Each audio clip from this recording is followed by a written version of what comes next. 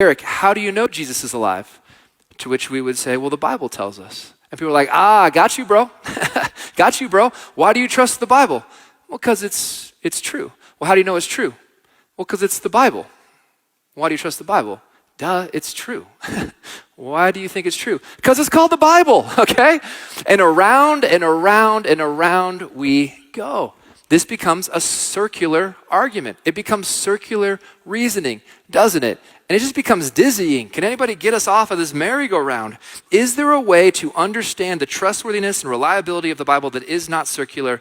Absolutely yes, it's what this series is about. But first, let me just say this about circular reasoning. All appeals to ultimate authority, well, they have an appearance of circular reasoning. Because we all have some presuppositions. Everybody has some presuppositions that they bring to even this conversation. What's a presupposition? It's something that you suppose is true, so you can just have a conversation. Let me share with you 3 presuppositions that Western thinkers all have. Here we go. We trust reason because it's reasonable. We trust logic because it's logical. We trust our senses because it's sensible. All right? Why do you trust reason? Because it's reasonable. Why is it reasonable? Because it follows reason. Listen, it is circular through and through. Presuppositions appeal to ultimate authority, and they look circular. Let's just get honest about that. Now, here's the important thing. We can't presuppose all things. And in this series, I'm not asking you to presuppose that the Bible is from God or the Word of God.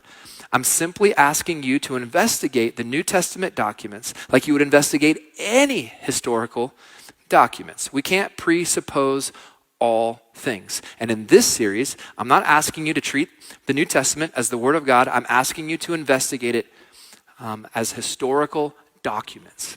And if we can run those historical documents through a test that we would run any historical document through, we can discover whether the New Testament documents are reliable, if we can be confident in them. You don't need to believe it's the Word of God to do this. We will start with running them through some basic tests. What I'm saying is this: by doing history before theology, we can discover the Bible's authority. We can assess the Bible's authority. We can let these documents speak for themselves in the court of historical opinion.